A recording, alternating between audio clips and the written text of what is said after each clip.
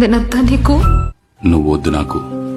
నేను నిన్ను క్షమించాను, కానీ ఇకపై నువ్వు నా జీవితం దరిదాపుల్లో కూడా ఉండాలని మాత్రం కోరుకోవడం లేదు. క్షమించానని ఇంకొక అవకాశం ఇచ్చి మళ్లీ మొదలు పెడతానని అనుకోవద్దు.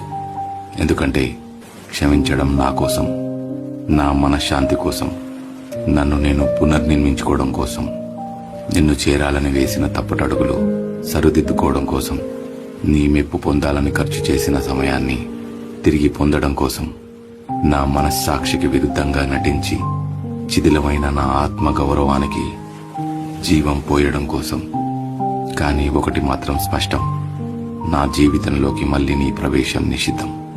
నేను నీకు మంచి జరగాలని కోరుకోగలను, కానీ నువ్వు నా జీవితంలో ఉండాలని అనుకోకపోవచ్చు.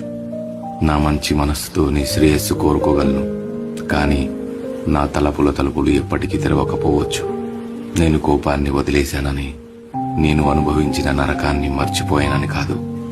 నిన్ను క్షమించడం అంటే జరిగిన దాన్ని చెరిపేశానని కాదు. మర్చిపోవాలనుకున్నాను, పోతున్నాను, పోతాను. నాలా బాధపడేవారికి నిజంగా కావాల్సింది క్షమాపణ కాదు, వారి దృష్టిలో వారు కోల్పోయిన స్థానం. అందుకే ఒక వ్యక్తి క్షమించబడవచ్చు, కానీ తిరిగి స్వాగతించబడరు. ఇది స్పష్టత, ఇదే పరిపక్వత, ఇదే స్వీయ గౌరవం. అనుభవంతో తీసుకున్న నిర్ణయం.